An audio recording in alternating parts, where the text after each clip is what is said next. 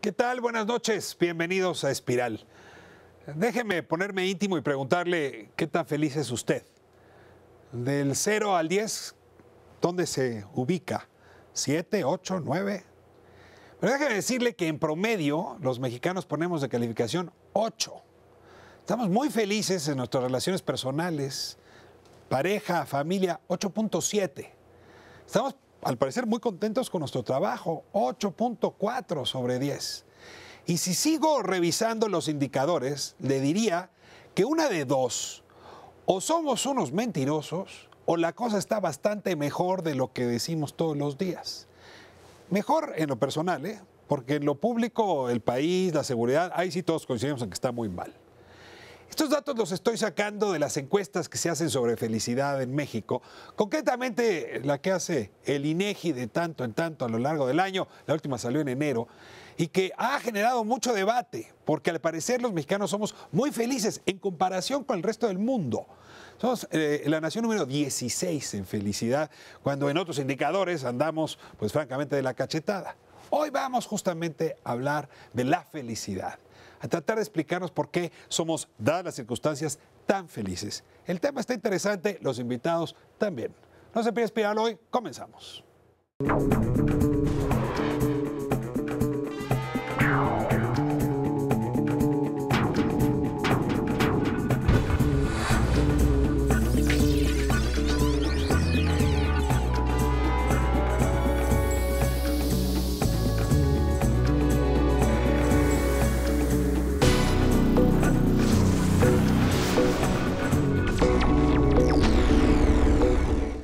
Bueno, abrimos esta conversación sobre qué tan felices somos los mexicanos con Gerardo Leiva. Gerardo, bienvenido, me da muchísimo gusto tenerte aquí en Espiral. Traemos una discusión en México sobre por qué cuando nos preguntan si somos felices, todos respondemos que sí, que estamos muy bien. Y sin embargo, no todos sabemos muy bien qué metodología se ha seguido, qué método se sigue para hacer estas preguntas. Por eso te invitamos, porque tú estás metido justamente en el tema de medir la felicidad. Eres, decía hace un momento, doctor en economía, funcionario del INEGI desde hace muchos años, y este es tu tema. Así es que bienvenido, te doy las gracias de estar aquí en Espiral. Ricardo, muchísimas gracias por la invitación. Dice la Constitución de Estados Unidos que la democracia, o por lo pronto la democracia fundada por la Constitución de Filadelfia, entre otras cosas lo que busca es la felicidad, o un sistema que debe servir para la felicidad del ser humano. Algo que en otros países nos reímos, ¿no? Hemos evitado poner esto del perseguir la felicidad como una garantía de los individuos, sobre todo porque es difícil medirla, ¿no? O sea, tú puedes medir cuántos metros de carretera se hicieron, puedes medir el valor de una moneda, pero esto de medir la felicidad, francamente, asumiendo que es un asunto más bien subjetivo, se antoja complicado. Sin embargo, hay una serie de herramientas de medición de la felicidad que se han venido construyendo en el mundo. Y luego en México hemos seguido esta tendencia. Ahora el INEGI tiene su encuesta de felicidad. La primera pregunta hacia quemarropa es, ¿cómo se mide la felicidad? ¿Cómo sabes que lo que estamos midiendo realmente es la felicidad? ¿Qué herramientas, qué preguntas, qué indicadoras te llevan a decir si eres feliz o no? Bueno, lo que hacemos nosotros es preguntar a las personas. Entonces usamos cuestionarios diseñados ex professo para ese fin. Son cuestionarios que no inventamos nosotros, al menos no completamente, y que están hechos tomando en consideración experiencias ya de muchos años de investigadores muy serios de diversos centros de investigación de varias partes del mundo, algunos de ellos con premio Nobel en algún momento. Y hay en específico unos lineamientos que sacó la OCDE, la Organización para la Cooperación y el Desarrollo Económico, lo sacó recientemente, para que las oficinas nacionales de estadística, como el INEGI y sus pares en el mundo, puedan iniciarse en la medición del bienestar subjetivo, felicidad, satisfacción con la vida, estados de ánimo, satisfacción con dominios de vida, para que podamos nosotros seguir esos lineamientos y hacer mediciones que sean sólidas e internacionalmente comparables. Entonces, a ver, dame un poco de historia. ¿Quién se puso primero con la estadística en mano a medir la felicidad o este sinónimo que tú utilizas, bienestar subjetivo? Mira, esta es una cosa ya bastante vieja. Ahorita que comentabas la Constitución de Estados Unidos, me acordé de Jeremy Bentham, ¿no? Claro. Que pues de Jeremy Bentham, filósofo que fundó el University College en Londres y que pues todavía sigue ahí pasando lista, ¿no? Pero sin votar, porque está su momia en las reuniones del Consejo. Sí. Bueno, él tenía como su principal propuesta filosófica la idea de que la sociedad mejora la sociedad más feliz. Y él hablaba de tener la mayor felicidad para el mayor número de personas, ¿no? Entonces, digamos, lo que estamos haciendo ahorita creo que tiene sus raíces en ese pensamiento filosófico. Hay quienes lo llevan hasta Aristóteles, ¿verdad? Con el concepto de eudemonia. Pero déjame entender un poco la causalidad, con la idea de que una sociedad puede producir individuos felices. Esa es la lógica. La lógica es, y que también puede una sociedad producir individuos infelices. Por supuesto que sí, ¿no? Entonces, es bien interesante esto porque nosotros vivimos bajo un paradigma dominado por los indicadores económicos, donde suponemos que una sociedad es mejor si la economía está mejor. Es decir, vivimos bajo el dominio del Producto Interno Bruto como el indicador rey. Yo creo que es un indicador que vale mucho la pena, pero no necesariamente tener más bienes y servicios nos hace estar mejor. A ver, te tengo aquí Bután, ¿te dice algo? Bután, por supuesto. Es un país pequeñito, ¿no? Sí. Protegido por los ingleses, Sí. donde está prohibido hablar de PIB, pero sí tiene un indicador de felicidad y ese es el Sí. que miden. A ver, Sí. El quinto rey de ¿todos vamos a Bután o qué? No necesariamente. Aparte, ellos están haciendo las cosas de manera muy distinta, ¿no? Si mal no recuerdo, es el quinto rey de Bután el que decide que ahí se va a medir la felicidad nacional bruta. Y eso, curiosamente, lo hacen a partir de un conjunto de indicadores muy vasto y complejo. Uno de los cuales ahora, después de una reforma en la medición de la felicidad nacional bruta de Bután, ya incorpora una encuesta de bienestar subjetivo como esto que estamos nosotros aplicando aquí. Pero el resto de cosas tiene que ver con si cuidas el medio ambiente, si estás cumpliendo con las tradiciones, si respetas a tus vecinos, si haces meditación y otras cosas que son valiosas para una sociedad budista, ¿no? Nuestra idea no es transformar a México en una sociedad budista. Seguro, ¿no? Por supuesto el INEGI no tiene ese por mandato supuesto que constitucional. no tenemos. Si alguien sacara esa idea, yo lo negaría rotundamente. Está bien, me Y tranquiliza. no hay una agenda escondida con esa intención. Pero mira, realmente lo que tenemos que preguntarnos es cómo es que no empezamos a preguntar a la gente cómo se siente antes. Porque, Claro, para poder medir el tiempo. porque mira, los indicadores económicos tradicionales están ahí, van a seguir ahí. Pero si tú lo que quieres hacer con las políticas sociales y económicas es mejorar la calidad de vida de la gente, la experiencia y vida de las personas, pues tienes al menos que ir y preguntarles, oye, ¿cómo estás pasando tu vida? ¿No? ¿Qué tal tu calidad de vida? ¿Estás mejor ahora que antes? ¿Y qué es lo que te hace estar mejor? Ahora, las variables que determinan el bienestar subjetivo, somos sujetos, no objetos, pues, dependen de tu contexto cultural. Por supuesto. Entonces, te puedo entender bien por qué hacer meditación en Bután debe ser un indicador. Aquí, probablemente no hacerla sería un indicador. Sí, bromeo, pero sí te pregunto concretamente por las variables que ustedes han estado midiendo. Sí. A ver, relaciones personales, cómo estás en tu actividad o ocupación, logros en la vida, que es difícil definir, cómo está tu vivienda, cómo está tu salud, tu perspectiva de futuro, nivel de vida, que también estaría que me ayudaras, tu vecindario, tu entorno, tiempo libre, ciudad y país. Estos son los indicadores que sumados te determinarían si traes indicadores altos de felicidad o bienestar o no. Bueno, ¿por qué esos? ¿De dónde los tomaste? ¿De dónde los toman otros elementos de medición? Sí. ¿Cuáles faltan? ¿Cuáles sobran? Sí, no es exactamente como lo planteas. De hecho, creo que la pregunta clave del cuestionario es, del 0 al 10, dígame usted qué tan satisfecho está con su vida o satisfecha. ¿Ok? Entonces, es una pregunta que aplicamos así sin anestesia y en la cual estamos buscando que el individuo haga una evaluación muy rápida de su vida, con todas las cosas que considera importantes y que diga, pues yo creo que 5 o 6 o 8 o 10, ¿no? Y por supuesto que esto está lejísimos, muy, muy lejos de ser un diagnóstico psicológico profundo. Sí, aquí no hay Freud en medio. Aquí nos vamos a los grandes números. Entonces, igual vienen y preguntan a mí y yo pues les digo 8 o 9 o 10. Ok. Y así le van a preguntar a muchas otras personas. Lo interesante es qué es lo que emerge como patrón o como conjunto de patrones cuando veo los resultados de una muestra representativa de la población de México. Sí. Y entonces te empiezas a encontrar cosas bien interesantes. Te empiezas a encontrar, por ejemplo, que las personas que tienen mejor calidad de relaciones familiares tienden a tener niveles promedio más alto que el nacional, ¿no?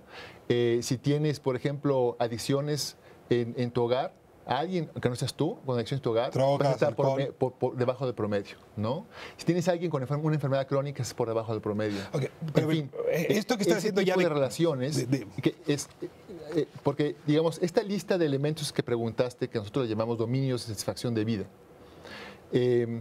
son diferentes temas específicos sobre los cuales te pregunto, ¿qué tan satisfecho estás con esto? ¿No? Pero yo creo que el indicador más importante, el global, la variable dependiente, digamos, en la mayor parte de los modelos, es qué tan satisfecho estás con tu vida. Y lo demás lo voy a usar para entender los que me responden en términos de satisfacción con la vida, ¿no? Entonces puedo darme cuenta lo que pesa el mayor o menor inseguridad o mayor o menor calidad de relaciones personales o del vecindario u otra variable. En los cuestionarios, porque hemos hecho varios cuestionarios sobre el tema, incorporamos una serie de variables donde tratamos de ver cuál es la circunstancia del individuo y vemos características socioeconómicas y demográficas y de otra naturaleza, culturales, etcétera, con las cuales tratamos de entender por qué nos responde como nos responde. Déjame, te entiendo bien, están tratando de buscar algún tipo de causalidad o algún tipo, por lo menos, de relación o hasta correlación. Y yo creo que necesitamos profundizar en esta línea de pensamiento que tú planteas, pero déjame regresarme un paso. Quiero entender la calidad del dato que obtienes en tus entrevistas. Y entonces irme a la microfundación, o sea, al momento exacto donde el encuestador visita al encuestado. Sí. Y deja de planteártelo así. Esa calificación del 0 al 10, normalmente uno no lo hace con respecto a uno mismo. O sea, si me preguntas, ¿qué tal está tu trabajo? Hay alguien que en mi cabeza, ajeno a mí, está muy bien con su trabajo.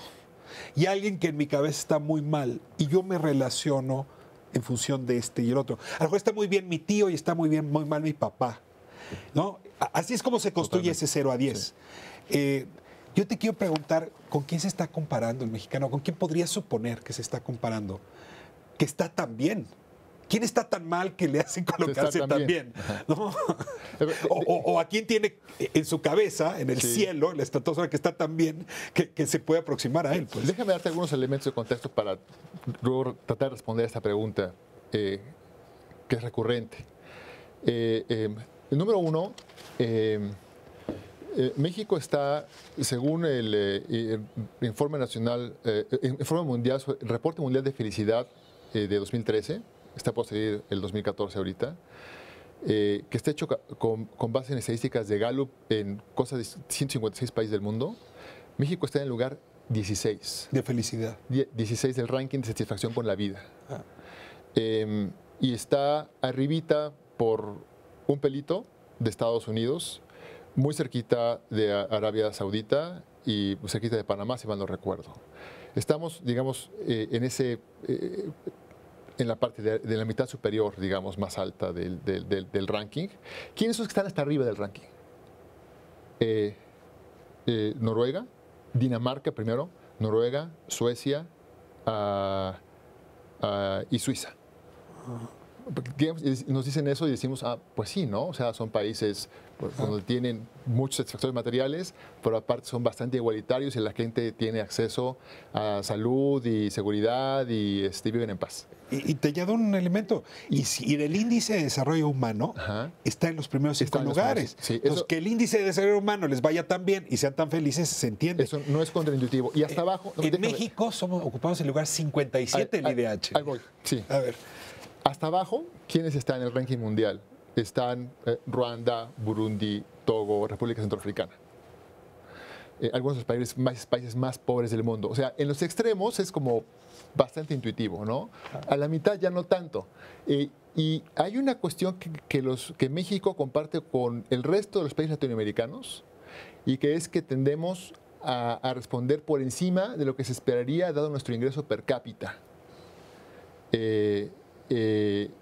Como por ejemplo las ex repúblicas soviéticas y el resto de los países que estaban detrás de la cortina de hierro tienen una tendencia sistemática a responder por debajo de lo que se esperaría dado su ingreso per cápita. Entonces, ellos tienden a ser como más depresivos y nosotros tendemos a ser como más positivos en nuestras respuestas. Es un fenómeno latinoamericano en general, no es solo México, es lo que te quiero decir, ¿no? Ahora, ¿qué está detrás de esta exuberancia emotiva de los latinoamericanos? Tengo aquí. Déjame irme a corte y regresamos a responder, ¿qué es la pregunta central? ¿Estamos respondiendo mal? ¿Somos más optimistas? ¿Por nuestras venas corre sangre más roja? Necesito que me expliques. Y voy a invitar a Maru Cue, de la Riva Group, y también a un gran amigo, a Francisco Abundis, de Parametría, que junto contigo y con muchos otros se están preguntando por esta anomalía, ¿no? Es un país que no tiene un indicador económico, sobre todo de desarrollo humano, tan alto y sin embargo es mucho más feliz que otros que sí lo tienen. Vamos a corte y regresamos.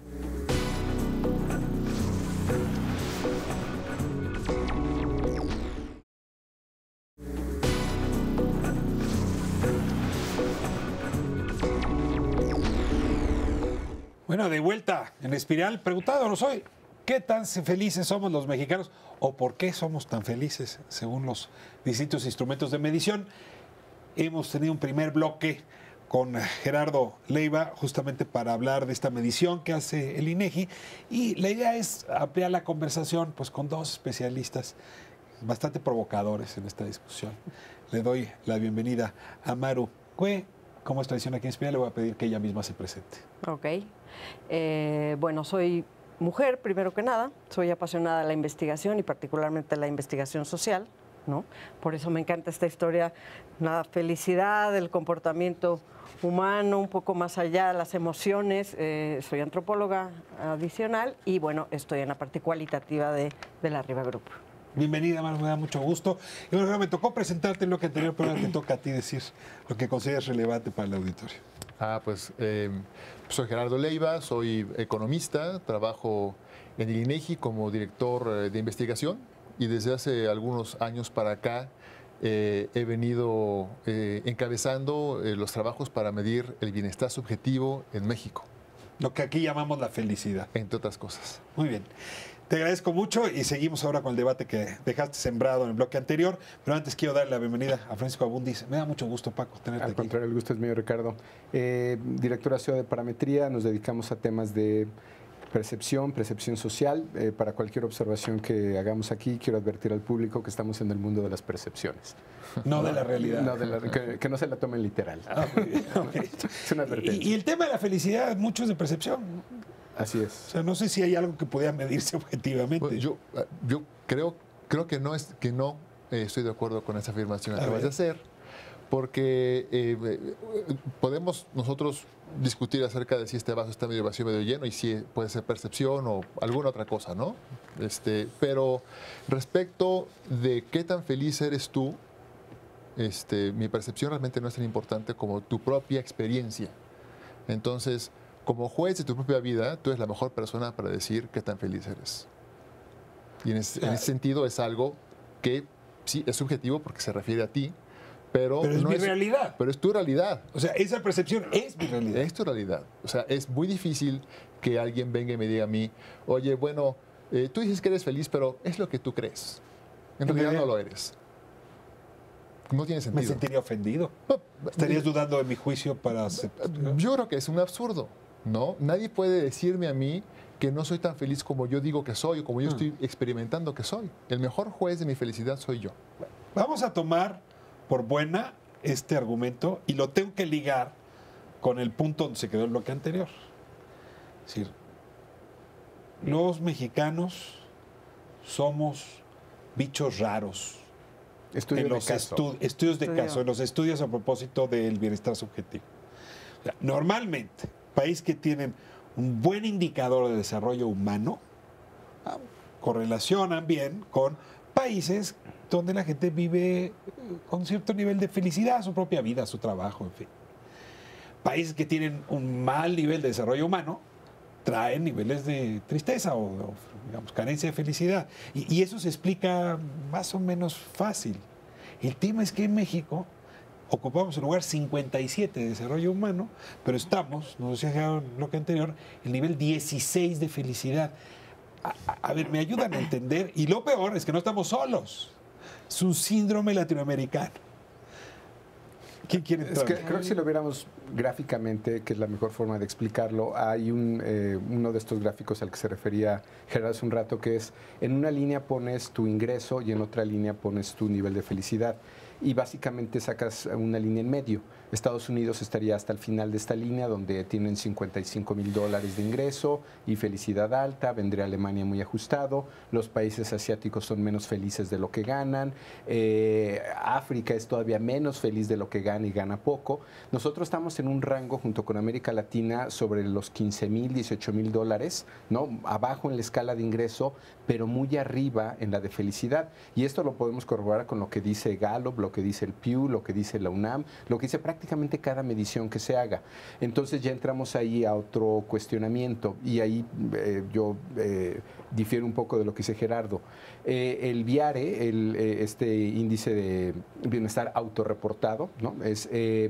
Tiene 4 dimensiones que creo que no mencionó Gerardo, pero que es importante decirlas, y por ello además felicito al INEGI, porque de verdad que lo que están haciendo entre temas de inseguridad y nuestra percepción, de autoclasificación de clase social, ya sea por ingreso o gasto, y que es el bienestar subjetivo, están contribuyendo a una discusión mundial.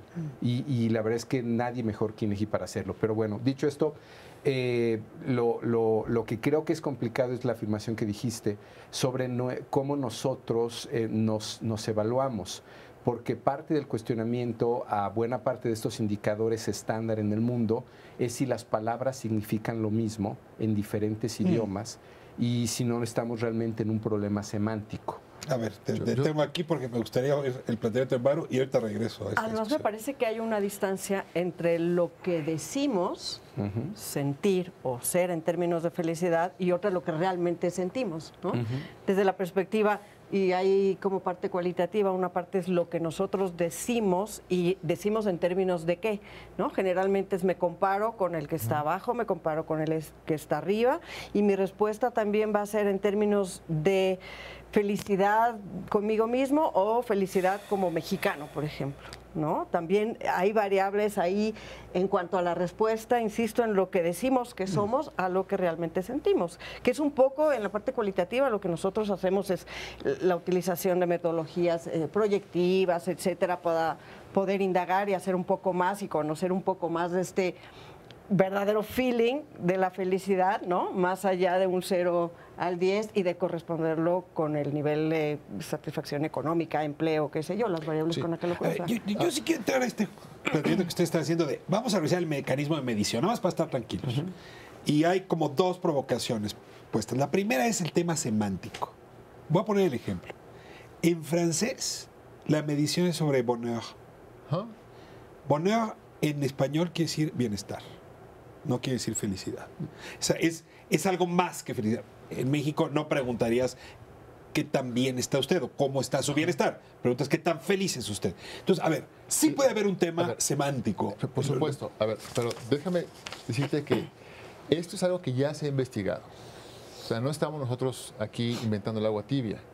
Y hay investigaciones muy serias. Yo sugiero revisar el libro de Richard Layard, que se llama Felicidad, justamente. Richard Layard es profesor de la London School of Economics, muy reconocido. Richard Layard. Ajá. Y él reporta ahí una cosa muy interesante que se hizo, por ejemplo, en estudiantes japoneses que hablaban inglés y hablaban chino.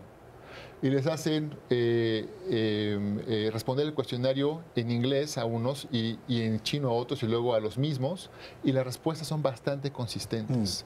Los suizos, tú sabes, hablan italiano, hablan francés y hablan alemán. Bueno, las respuestas de los suizos a este tipo de cuestionarios tienen más un común denominador suizo, o sea, son más parecidas las de Suiza, que las de Alemania, Francia o Italia. Entre sí, que las de la Suiza que habla italiano con Italia, o que de la Suiza que habla alemán con Alemania, por ejercicios estadísticos despejas que sean problema del lenguaje. Digamos, estos ejercicios nos dicen que el problema no es el lenguaje, que si hay un problema es otro, ¿no? El asunto que planteaban de las cuestiones culturales y de la comparación, eso es una cosa, es una realidad. Las mismas cifras sobre felicidad de las que estamos hablando, las que ha hecho Gallup y las que ha hecho el Latinobarómetro y las que ha hecho la encuesta mundial de valores y varios otros,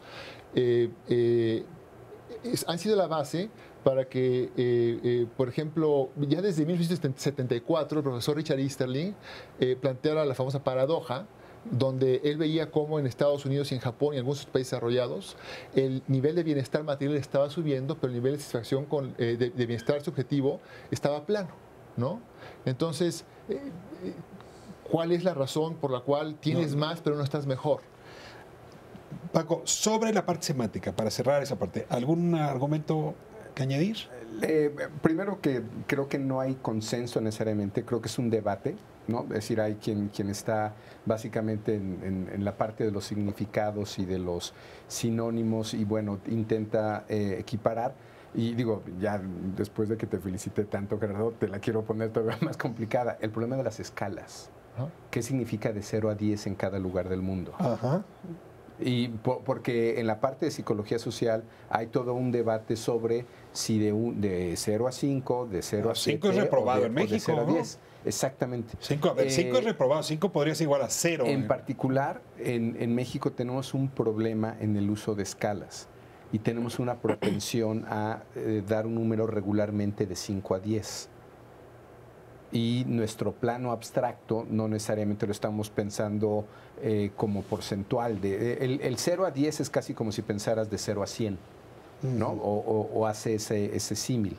Bueno, en México tenemos problemas de escalas y ahí sí te diría, hay un debate en ese tema también, no solo en el a ver, antes de regresar con Maru, ¿puedes reaccionar a esto, El por debate favor? es real. O sea, si hay personas instituciones que hacen este tipo de preguntas a partir de etiquetas, no de números, ¿no?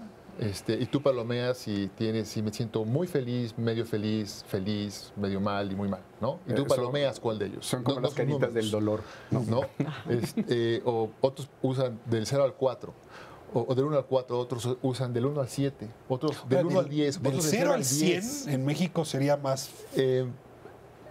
digamos, el punto es válido y por eso en la encuesta que estamos haciendo, que vamos a publicar en la segunda mitad de este año, metimos una escala que ya no era de 0 a 10 para controlar.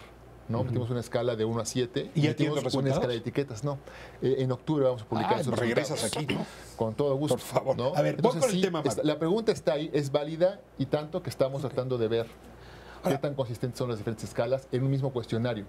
Voy con el tema, Maru, porque digamos, yo no sé si exista realmente la posibilidad de decir que esto es totalmente subjetivo, porque al final de cuentas la apreciación o la realidad subjetiva la mides a partir de alguien que tú tienes en tu cabeza. Entonces, es relacional esa subjetividad. Entonces, decíamos hace un rato, a ver, Francisco Abundis es un hombre muy feliz. En mi cabeza, cada vez que lo veo, me regala una sonrisa, lo veo contento, lo veo feliz en pareja. Pues si me haces la pregunta de acá de ver a Paco, me voy a comparar con Paco. Claro. Pero fíjate que tengo un primo hiperdepresivo que además le pegó a su mujer, lo dejó, lo abandonó. Y pues para mí el 0 es ese primo. Entonces estoy entre Paco y mi primo. A ver, te pregunto, el mexicano, ¿a quién ponen el 10 y a quién ponen el 0? Y esto, tú haces trabajo cualitativo, o sea, debes tener alguna idea más o menos. Con la idea de alguien exitoso y feliz y alguien deprimido y fracasado, pues. Bueno, no sé, un poco la idea más que a quién, ¿no? Es en dónde. Seguramente si tú lees el Lola, te conviertes en la persona más triste y deprimida porque no alcanzas los parámetros que está planteando de felicidad, de poder, digamos, de la perfección y del mi reinato finalmente, ¿no? Pero probablemente si ves hacia abajo, tus parámetros puedan ser otros. No sé, no quiero hablar de algún programa o alguna cosa así que sea... Un tabloide amarillista de asesinatos. Por ejemplo, ¿no? Entonces, desde luego que tú vas a estar mucho mejor que el de abajo. O sea, va un poco además en los techos que te vayas poniendo. Probablemente si tienes menor poder adquisitivo y tus necesidades son más limitadas, no necesitas, y voy a inventar, un celular o una renta de X cantidad o pagar una cantidad de servicios para mantener una calidad de vida que para ti es adecuada, tu techo será más bajo y entonces que probablemente tus límites de felicidad serán como más fáciles o más alcanzables, que es un poco lo que le pasa a la clase media, que pareciera que siempre quiere llegar a esta revista Hola, que es un poco también como ver Facebook, ¿no? Todos son felices, contentos, familias, fotos, etcétera, etcétera. Es ese parámetro superior. A ver, te la devuelvo, nada más déjame mediar para precisar la pregunta. Esto quiere decir que sociedades muy desiguales, con grandes contrastes, producirían gente muy triste. Porque claro, se están dando cuenta de que muchos de ellos que no van a llegar hasta allá. Es decir, familias de escasos recursos que se ponen a ver una telenovela, justo la que está pasando ahorita, de gente muy rica, serían muy infelices. Sin embargo, no es tan cierto en América Latina. Ay, hijo, dijeron una cantidad de cosas que... Perdón. No sé si va a alcanzar para reaccionar, pero miren, ahí van varios argumentos. Uno, los escaneos cerebrales, ¿no? ¿Los qué? Escaneos cerebrales, Ya. electroencefalograma, tomografía, ¿no? Ese tipo de lecturas de la actividad cerebral nos han mostrado, les han mostrado neurocientíficos como Richard Davidson, por ejemplo, ha trabajado mucho con ese tema en relación con felicidad y puedes ver que si tienes un estímulo agradable, el lóbulo prefrontal izquierdo del cerebro se enciende, digamos, ¿no? Aumenta la actividad ahí. Si tienes sensaciones desagradables, el lóbulo prefrontal derecho es el que se activa, ¿no? De hecho, si sufro un accidente y me daño el lado derecho del cerebro, es posible que yo me vuelva inconteniblemente feliz. ¿No? Estamos en época electoral, no puedes hablar ahorita así de la izquierda y la derecha. Perdona. Fue un comentario totalmente neutro desde el punto de vista político. Habrá que pensarlo después, ¿no? Pero lo que han hecho es, bueno, relacionar el tipo de actividad que ocurre en el cerebro con estímulos, ¿no? Entonces, por ejemplo, en el caso de bebés, se acerca a la mamá, el lóbulo prefrontal izquierdo se prende, ¿no? Se aleja, se prende el derecho. En el caso de adultos, cuando tienen experiencias positivas, por ejemplo, le pones unas imágenes agradables al frente y se enciende el izquierdo, una imagen horrenda, se enciende el derecho. Y cuando tú ves este tipo de cuestionamientos, de cuestionarios, las personas que responden más positivo tienen más actividad del lado izquierdo que del derecho. O sea, hay un sustrato objetivo al bienestar subjetivo, que es lo que ocurre en el cerebro de las personas. ¿Que corresponde a las respuestas? ¿Se han controlado las respuestas? Hay correlación. Por supuesto, no es perfecto, es el mundo de la estadística y hay correlación. De hecho, cuando tú dices, oye, yo conozco a Francisco, yo sé que es una persona feliz, si las personas que nos conocen a cada uno de nosotros hacen una opinión respecto de cada uno y tiene una escala distinta para nosotros, por ejemplo, yo 5, tú 6, ella 8 y el 10, es muy probable que cuando contestemos el cuestionario también sea el orden de la jerarquía de las calificaciones que obtengamos ahí, ¿no? Entonces, sí hay una parte ahí bastante bien amarrada en la realidad objetiva que nos permite trabajar con esto. Ahora, que si yo voy a responder 5, tú 6, 7, el 8, tal vez en otro país sería 3, 4, 5 y 6, ¿no? Puede ser. Me voy a corte y espero las reacciones de ustedes. El planteamiento se pone todavía más interesante. Quédense con nosotros, seguimos en Espiral.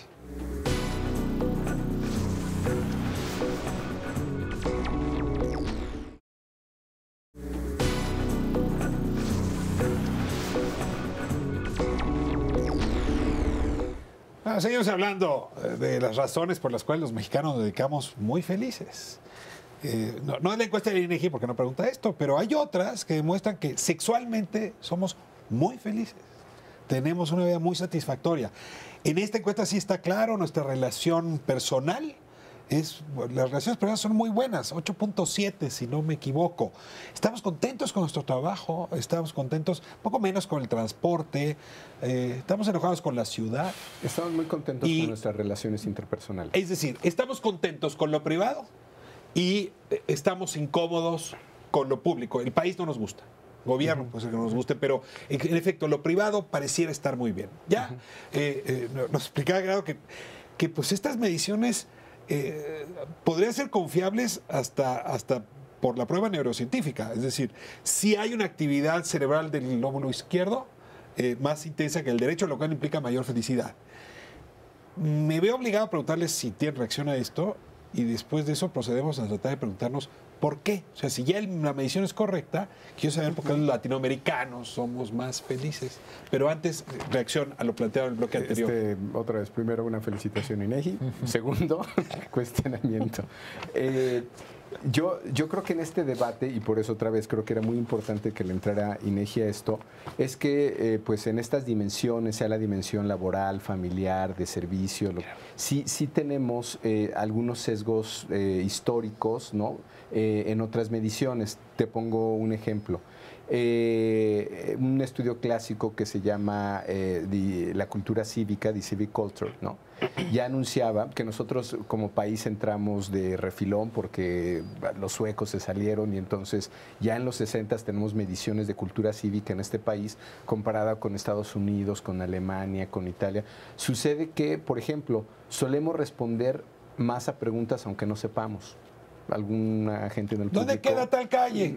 Claro. Por ejemplo, tendrá alguna anécdota al respecto, ¿no? Es decir, somos, y esto es hace ya 50 años, tenemos un sesgo a responder cosas que no sabemos, porque da la impresión que nos cuesta mucho trabajo reconocer nuestra ignorancia. Pero, a ver, ¿no? Incluso en los formulismos, Paco, ¿cómo estás? Bien, gracias. Es muy raro que alguien diga que estoy muy mal.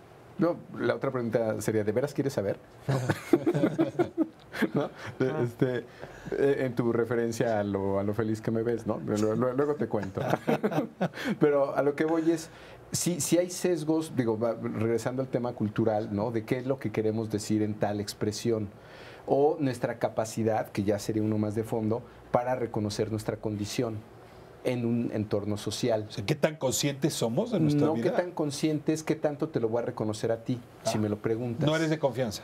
No te conozco, ¿no? Si llega un encuestador y me pregunta así, tal cual, qué tan satisfecho está con la vida, qué tan feliz, qué tan, ¿no? Todo bien, de maravilla, ¿verdad?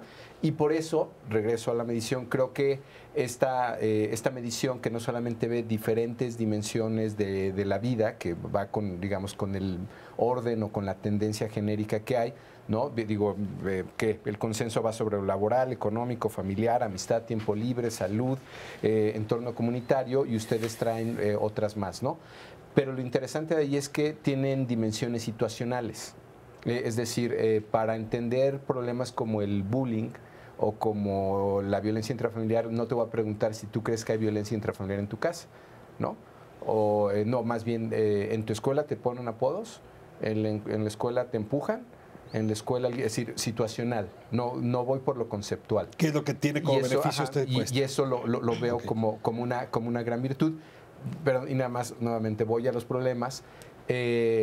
Una vez dicho las virtudes que tiene, que es el problema de los índices, ¿no? Es que, como dice Juan Pardinas, depende qué metes en la licuadora. Porque eso es algo que yo ya decido. Yo ya decido para marcarte la dimensión laboral que meto y que saco. Y eso sí genera debate, sí genera polémica. Claro, reacción.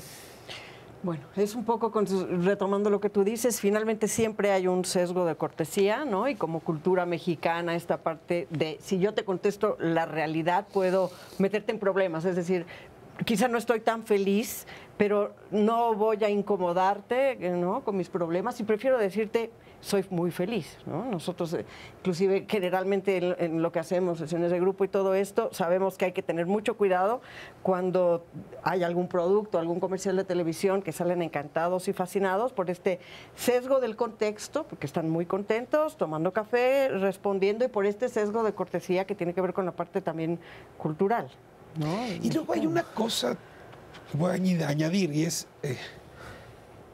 no queremos ser problemáticos. Exacto. O sea, a fin de cuentas, no problema, ¿no?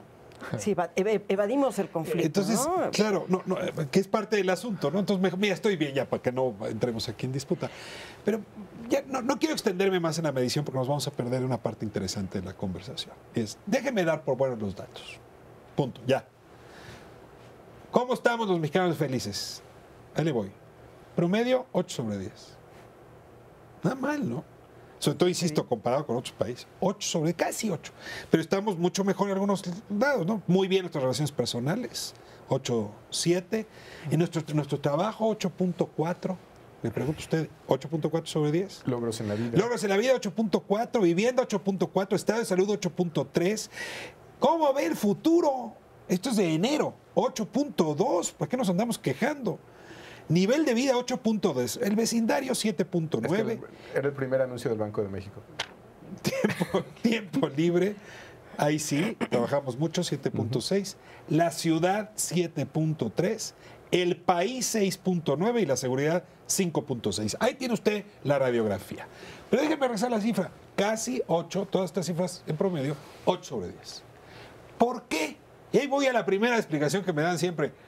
Pues es que en México hay mangos en los árboles. Entonces yo bajo los mangos y los plátanos, eso es re fácil. No tengo que trabajar tanto como los que viven en la nieve o los que viven en el desierto. Eso es la felicidad. El tipo de país tan abundante, tan generoso. A ver, les pido especulación. Aquí ya no hay mucho trabajo estadístico. ¿Por qué el 8 sobre 10? Mira, es la respuesta que dan sistemáticamente los mexicanos, ¿no? No solo en las encuestas del INEGI, que tenemos ya varios levantamientos, ¿no? 1 año y medio de levantamientos trimestrales, otra encuesta que levantamos hace 2 años, otras encuestas que han levantado distintas instancias. Es consistente. 8, ¿no? Pero a ver, ¿tú dirías 8. porque Ahora, estamos bien con la familia? Yo creo que, y regreso a lo que decía Francisco hace un momento, uno no es un índice compuesto, ¿no? Aquí el indicador que usas como variable dependiente normalmente para el análisis es satisfacción con la vida, que es una pregunta. No estoy agregando nada. Cada quien lo agrega como considera en su foro interno que hay que agregar las cosas que le dan satisfacción con la vida. Y digamos, tenemos una cantidad de elementos para tratar de entender qué hay ahí. ¿Cuáles son las variables independientes que...? Varias cosas, ¿no? El ingreso importa, pero hay muchas otras cosas que importan posiblemente más. ¿Qué? Lo que ve, las relaciones personales. Si estás bien con tu familia, amigos, entorno social inmediato. Con padres, cuates. Claramente. En alguna entrevista que tuve con Tal Ben-Zahar, un ex profesor de Harvard, experto en el tema, justamente le hacía yo esta pregunta y él me dice, ¿sabes qué? Son las relaciones personales y la familia. Oxitocina. Producimos entre los latinoamericanos más oxitocina. Por esa vía. Por esa vía. ¿No? O sea, relaciones personales. Cada quien tiene sus fuentes. Despejamos toda la del mango. No es tan cierta. Es la vida privada. Maru. Puede ser. Hay otra, y especulando, conste como lo dijiste, hay algunas teorías sobre la felicidad, ¿no? La ciencia sobre la felicidad, que hablan un poco de esta parte de sintetizar la felicidad. Trataré de ser breve para no meterme además en problemas, pero tiene que ver un poco también con la posibilidad de ver un futuro. Si tienes la posibilidad de cambiar el futuro, tienes la posibilidad de discernir entre una cosa o la otra. Cuando eliges la A, por decir, versus la B, generalmente tiendes a ser más infeliz porque la B seguramente fue algo de lo que te perdiste. Entiendo bien, ¿control sobre tu vida? No, más bien la posibilidad de discernir sobre el futuro.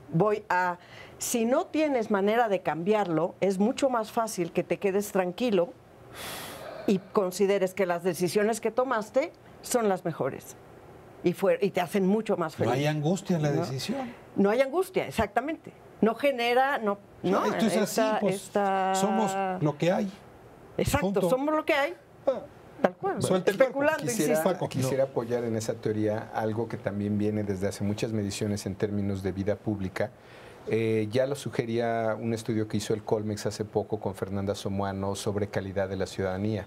Y allá hay un indicador en psicología política que es muy importante que se llama la eficacia o autoeficacia, self-efficacy se llama, que es qué tanto yo percibo que lo que hago puede influir allá afuera, ¿no? En la vida pública, o qué tanto de lo que pasa allá afuera me influye a mí. Pero esta primera percepción de qué tanto de lo que yo hago va a cambiar lo de allá afuera, que es un poco a lo que te refieres. Bueno, en mediciones internacionales tenemos de los self-efficacies más bajos del mundo. O sea, nuestra participación en lo público No importa. no importa. Yendo a tu explicación Entonces, relájate y disfruta lo que tienes. Porque no vas a poder alterar lo que O pasa sea, el allá país afuera. está en 5, ¿no? La seguridad está en 5 o 6, el país está en 6. No es tu bronca, no es tu culpa, no es tu responsabilidad. Disfruta lo que tienes. Y que tiene que ver mucho con tu concepción de gobierno y vida pública. Reacción es interpretativa. Aquí ya no. Sí. Abandona el estadístico. No puedo. Además me niego. Y tienes derecho. Mira, de repente queremos que un indicador nos explique todo.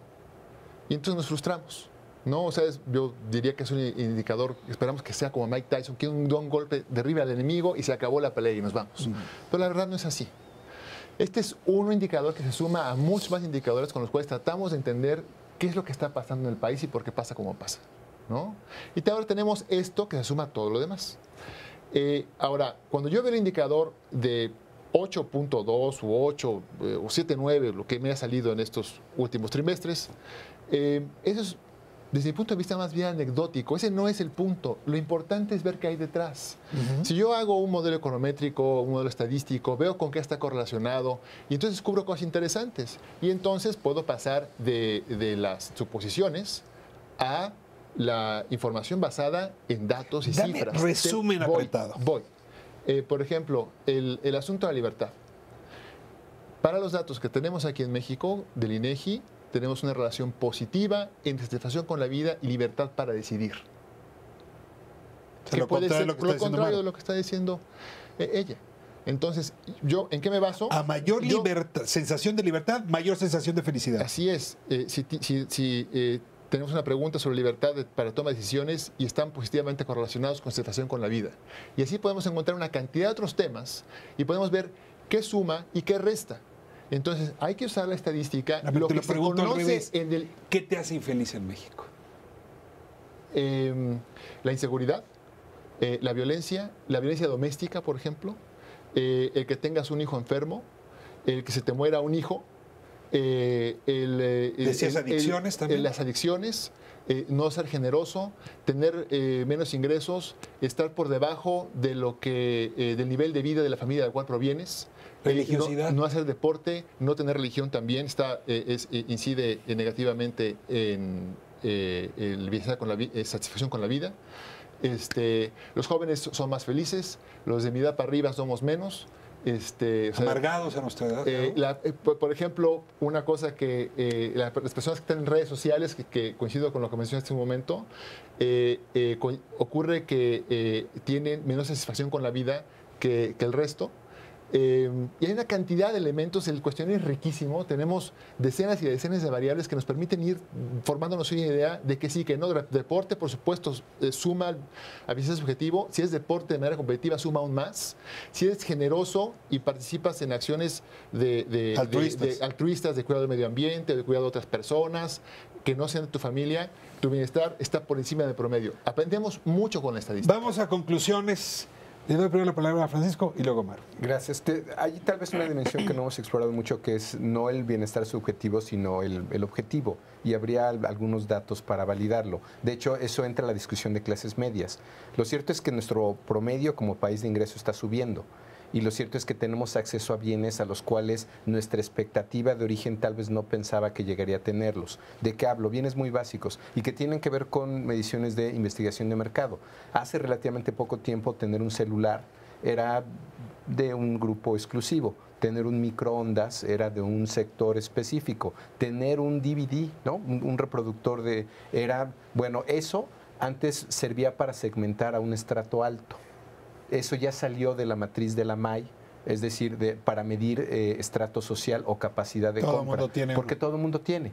¿No? De hecho, tienes más celulares que líneas en un hogar. Es decir, objetivamente... La democratización de los gadgets. Exactamente. Y alguien ha argumentado que no es nomás un tema de ingreso, tenemos acceso en general a más cosas. Eso es el ejemplo más básico. Creo que esa no la hemos explorado y podría contribuir a alguna de estas explicaciones. Ok. Bueno, a manera de conclusión, y a lo mejor me toca a mí ahora ser quien aplauda al INEGI, ¿no? Me parece realmente muy bueno esta iniciativa de medir la felicidad, y quizá no sea, sea un proceso más bien evolutivo, que ahorita es el primer paso medir para continuar, porque además ahorita es una medición, pero es una situación mucho más holística o más integral, medir desde distintas metodologías, desde distintas perspectivas, y el siguiente paso es, bueno, ¿por qué? Y por qué estas diferencias latinoamericanas o mexicanas versus otros países, ¿no? Pero muchísimas gracias, Gerardo, muchas gracias. Muchas gracias. Al contrario. El debate podría seguir y seguir. Y yo tengo que confesarles a ustedes, sobre todo al auditorio, que este es un programa donde habría dado lo que fuera por saber qué estaba usted reflexionando cuando escuchó cada una de las variables, de las explicaciones, a quién le dio la razón, qué de lo que se dijo aquí tocó las cuerdas de su arpa, porque eso nos permitiría entender todavía mejor. Pero bueno, cada quien puede reflexionar sobre la felicidad y asumir qué tan preciso es este indicador con respecto a lo que percibe en su fuero interno, y si en efecto probablemente vamos hacia una mejor perspectiva, y por eso nuestra sensación de felicidad es mayor. Ciertamente las encuestas dicen que traemos la idea de que vamos hacia un mundo mejor. Tenemos que corregir una que otra cosa, por cierto, antes de que eso ocurra. Nos vemos próximo miércoles aquí, Canal 11. Gracias por habernos permitido entrar a sus hogares.